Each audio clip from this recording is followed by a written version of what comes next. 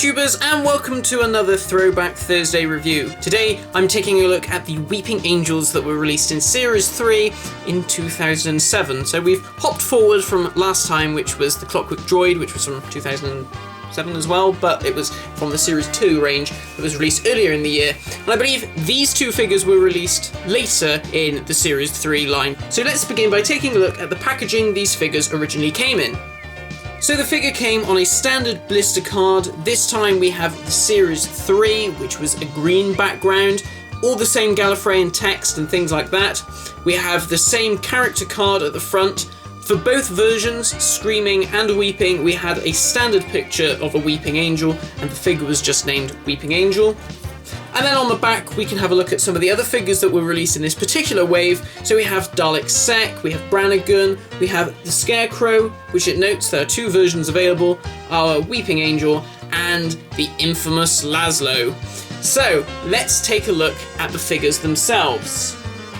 So let's start off by taking a look at the articulation. Now, both figures are exactly the same in terms of their main body. There's just a few differences. So we'll use the standard Weeping variant to look at the articulation.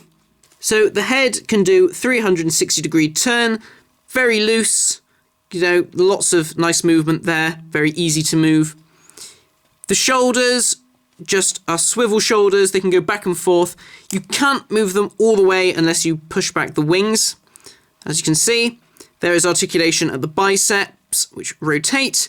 We have articulation at the elbow, which lifts up and pivots back down. There's articulation at the wrists, they can do 360-degree turns. There is articulation at the waist, again, we've got 360-degree turns there. There is no leg articulation because, as you can see, the figure has no legs, we just have the copyright stuff at the bottom. And then at the back, we have the two wings, which can move back and forth, and the two wings actually can be pulled away from the figure. I believe you had to put these in actually when you first got them. Can't really remember now, but if you do remember, let me know in the comments. So there isn't an awful lot to talk about in terms of articulation. Very basic because they're statues, they don't need to move a lot. But there's one thing that they can do, which is the most important thing that they needed to do with the articulation. Unfortunately, this is not a feature that carried over into the 3 3/4 inch version, but with this figure, you can, of course, do the trademark weeping pose. Now, of course, the Weeping Angels are kind of known for weeping. It's their thing. You can't do that with the 3 3/4 inch figure, which is mad, but here you can do it. So that's excellent. That's what you want to be able to do. You want to be able to recapture the scary movement of the Weeping Angels going from one to another. Looking at the detail, the face is just a very standard blank female face. There's not an awful lot of expression there. As you can see, you have got the eyes sort of very softly sculpted in, the nose, the mouth. You can see that it is a female face. The hair, that's got a bit more to it. You can see lots of curls at the front and the texture. At the back, again, more of these curls at the bottom, and then the bun at the back. This has all been done in a light grey with then a darker wash over the top. And you can see where the eyes are. There seems to be slightly darker there and on the lips to make those features stand out just that little bit more. This paint job then basically carries on all over the figure. There's not really anything else you can say. It's just a lighter body with a darker wash over the top. However, in some of the nooks and crannies, so if we look on the dress at the front, you can see there's a slightly darker wash inside the creases of the character's dress. And then as we move downwards towards the base of the dress, you can see that this gets darker still.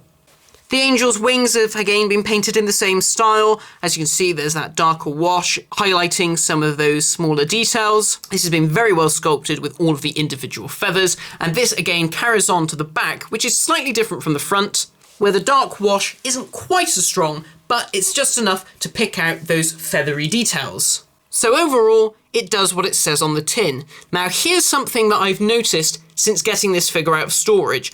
All of my new series figures currently are in big boxes. They're all wrapped in bubble wrap, nice and safe, out of the way, just because I've got nowhere to display them. Once upon a time, they were in a massive cabinet, but I just don't have the room anymore. But what I have noticed, which is quite interesting, are these little areas of paint rub. Now, on camera, you may not be able to see this so well, but I've noticed that on this hand, where the areas are paler, it looks like the darker wash has started to rub off. Now, at first I wasn't quite sure about this. There are these small scratches just on the arm. Now, I'm pretty sure that those have happened since it's been in storage, because I've had a little look at it, and you can actually, only with your nail, very gently scratch off that darker paint. So I don't know what it is. Maybe it's the heat. Maybe the paint has become slightly soft. The figures themselves do feel quite tacky in places, so it could very well be something like that. And I think on areas here on the skirt, you can see here that this slightly lighter line, I do think that some of the paint is beginning to rub off. So be very mindful of that, because that could be quite a problem. So if we take a look at the Screaming Angel variant, as you can see, the head is ever so slightly different in as much as the facial expression is screaming. This has been very well done. It's very demonic. You can see that they've sculpted in the small sharp fangs, all of the crow's feet around the eyes and all across the brow to give it that very frightening looking face. Other than that though, the head sculpt is exactly the same. The only other difference comes in the hands. Whereas the other figure had soft human-like palms, these are outstretched talons with long fingernails. If we talk about, and again, looking at this possible paint rub, on here you can see that there are areas where it is quite pale, and I can't for the life of me remember whether or not it was originally like that, or if this happened since it's been in storage. It's been such a long time since I've looked at these figures. Especially here on the skirt, you can see what looks like the lighter grey rubs across the bottom. So overall, these are two very good figures. You know, they look like they do in the programme. They really do capture the effect of one of the show's now most famous monsters, probably the most favoured monster since the series has returned. There is, however, one problem with these figures, which I have not yet brought up, but I'm going to use the flight-controlled TARDIS. Actually, this is going to be the War Doctor's flight-controlled TARDIS that I customised myself to show you where the issue lies. Now, of course, we all remember that famous scene at the end of the episode where the Weeping Angels surround the TARDIS and the TARDIS then dematerialises and freezes the angels. Sorry, spoilers there if none of you have seen it. The thing that is quite obvious, and I'm not quite sure how they managed to get this wrong, is they're too small. Now, of course, the Weeping Angels are played by actresses, and if you watch the episode, the heads of the angels come up to about here on the TARDIS. Now, if we take a standard-sized figure, for instance, the Fourth Doctor, I say, for instance, the Fourth Doctor, it's only because he's right next to me, you can see how much taller he is to the angels. Now, I'm not saying that the angels should be as tall as the Fourth Doctor. That would be madness, because Tom Baker is very tall.